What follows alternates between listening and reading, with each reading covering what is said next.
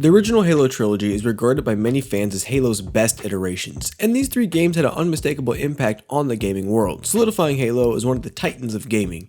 And nearly 15 years after the conclusion of Halo 3, these same fans continue to demand that the new Halo titles emulate the storytelling stylings and narrative of the original trilogy. But what many of Halo's veteran fans seem to overlook and underappreciate is just how even amongst Halo's three earliest titles, the story was anything but consistent or controversy-free. I'm the Home Slice, Ascend Hyperion,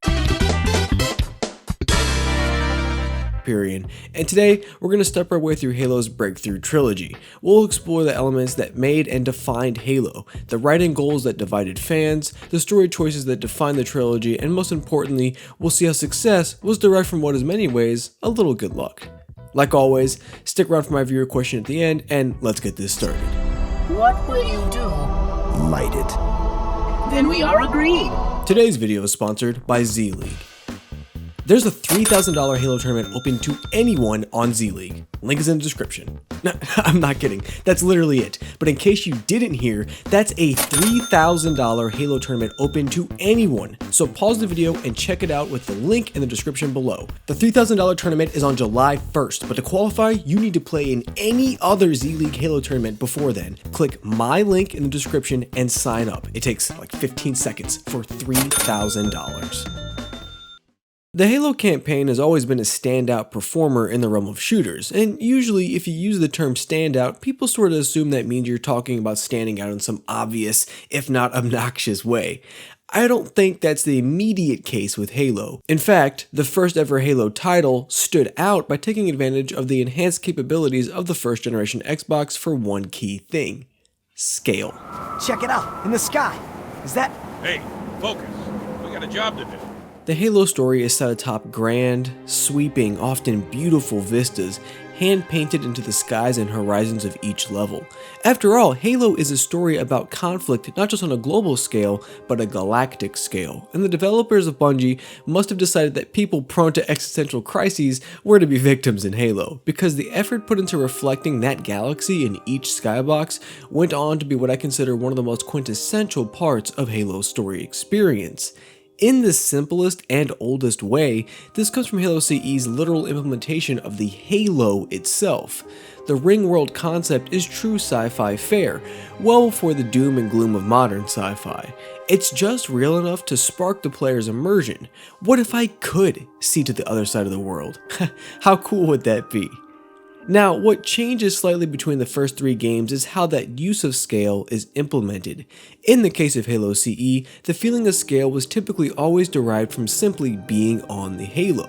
Halo 2, though, took it one step further and started using scale to accentuate and enforce the size of the world around the level.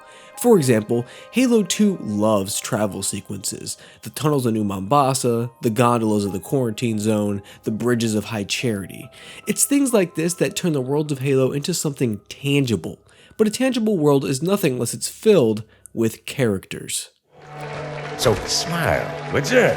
Well, we still got something to smile about. When I kicked off this video, I mentioned how the writing of the original trilogy varied more than how people think it did, and there is almost not a more obvious example than in the writing of the characters.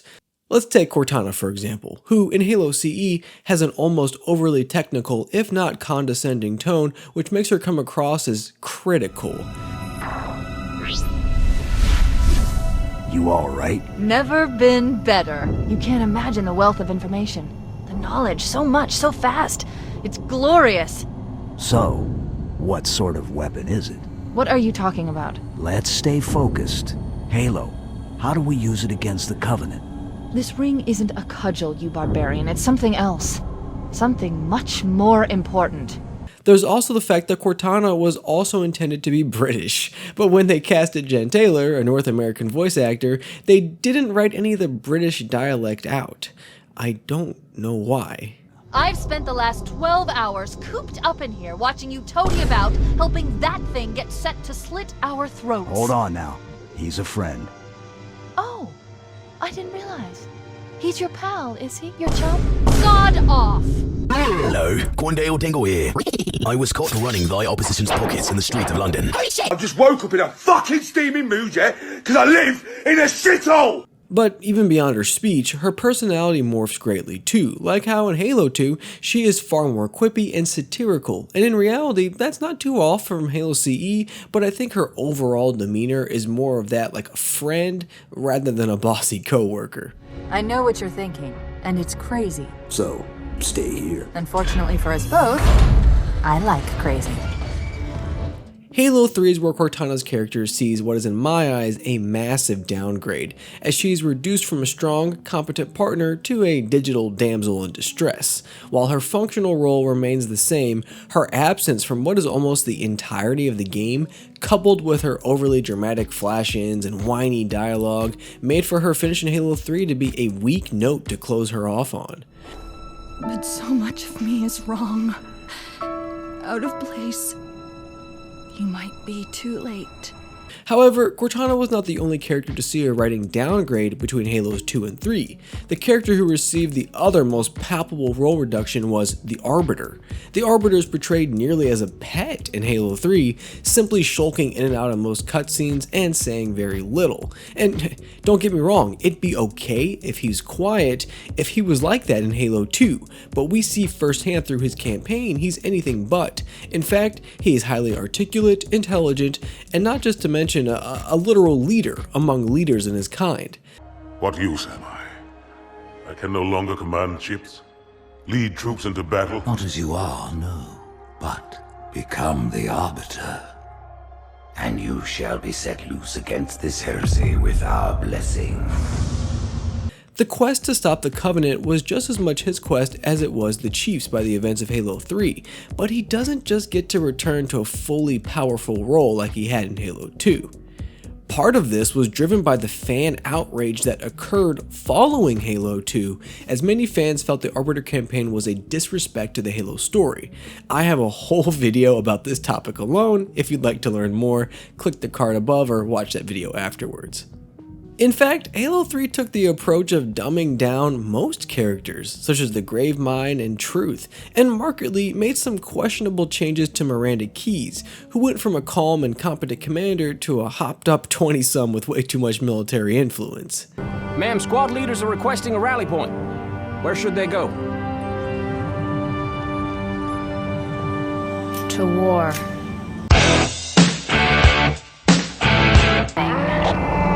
I think it's also worth mentioning that people like to call Chief a blank slate, or a vessel for the player, often attributed to his lack of talking in the games, but from my perspective, it wasn't until Halos 2 and 3 that this became true. In Halo CE, Chief was very conversational, and not just in the way that involves one-liners and action phrases. He has emotions and typical speech.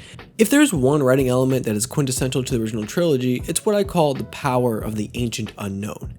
Now, it's generally agreeable that every Halo game, new and old, is about how ancient tech threatens the galaxy as is, but a marked trait of the original trilogy was how it never quantified or explained the Flood or the Forerunners.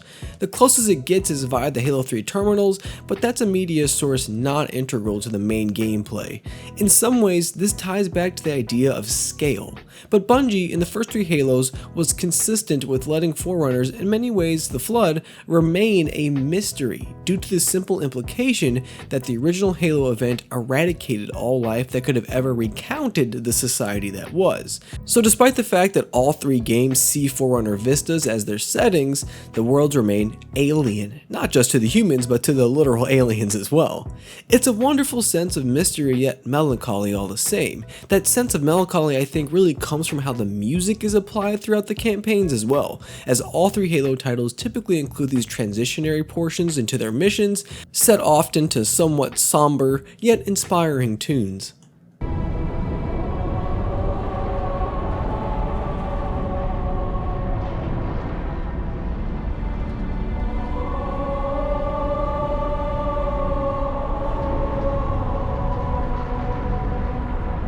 Now, from a full depth of writing quality perspective, I do think the original trilogy is less than revolutionary. Like, there's nothing about the writing itself that inherently makes the Halo story one of the best stories ever. In fact, in many ways, the quality of the writing can be inconsistent with itself. And for me, this spurs out from how Halos 1 through 3 rely pretty hard on ambiguities and retcons to carry the story. For example, we literally observe Johnson die in Halo CE, but he returns in Halo 2, not just casually, but as a literal main character who supposedly now has some deeper relationship with the Master Chief. Even if we account for his death as an Easter egg, he is literally not part of the Halo escape in the first game, so how is he in Halo 2? Did anyone else make it? Scanning. Just dust and echoes. There are other small yet palpable inconsistencies as well, like how the Marines change appearance in every title, and the mysterious disappearance of the assault rifle in Halo 2. The one concept the original trilogy I think was too ambiguous with was the concept of Spartan. It's implied simultaneously that the Master Chief is both one of the many Spartans and the last Spartan. In fact, Spartan as a term doesn't even get explored until Halo 2, because in Halo CE, Bungie still kind of referred to him as a cyborg.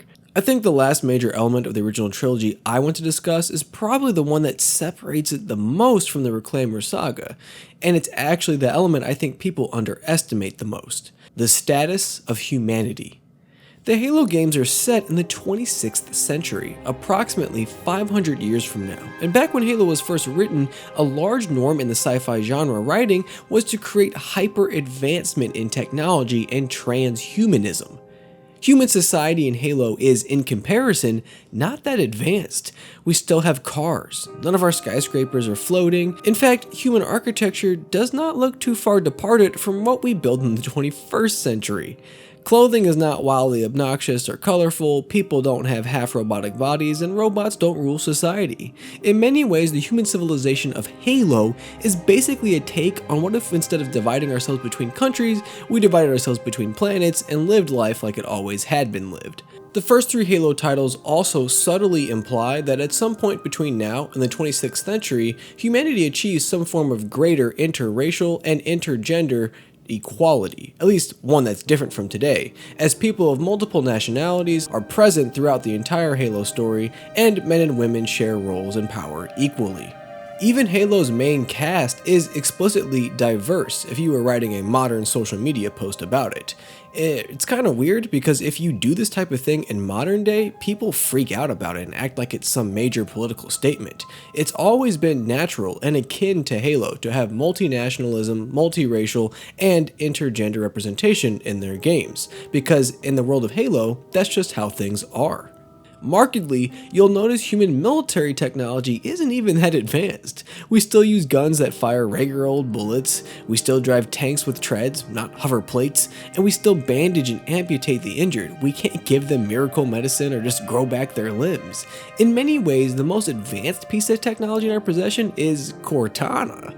It's the technological limitations of humanity that further accentuate the crisis at hand, because humanity of Halo feels close to humanity of today. It's this subtlety in writing that I think was one of the strongest elements of Bungie Halo games, and it's something that was diverted greatly, if not lost, by the Reclaimer saga. In summary, the original Halo trilogy found its strongest writing in many of its understatements. It coupled large, sweeping worlds and vistas with beautiful and provocative music that varied from the norm. It drops players in worlds unknown to pick up a future war overshadowed by a war long in the past. It's delivered some of gaming's most iconic characters, and while the raw writing itself may not have been revolutionary, neither for those characters or the events, the delivery is entrancing enough that all 3 times it makes the Halo story a must experience in the early to mid 2000s. It's far from one of the most popular sci-fi narratives to ever exist, but it is one of the most recognizable, and it's that recognition that many veteran fans want to see maintained.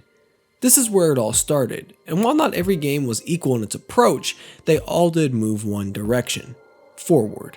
That's gonna do it for this video. For today's viewer question, do this. What was your favorite element of the writing of the original Halo trilogy? Let me know in the comments below.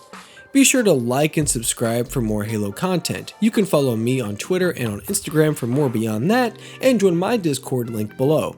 Until next time, I'll catch y'all later.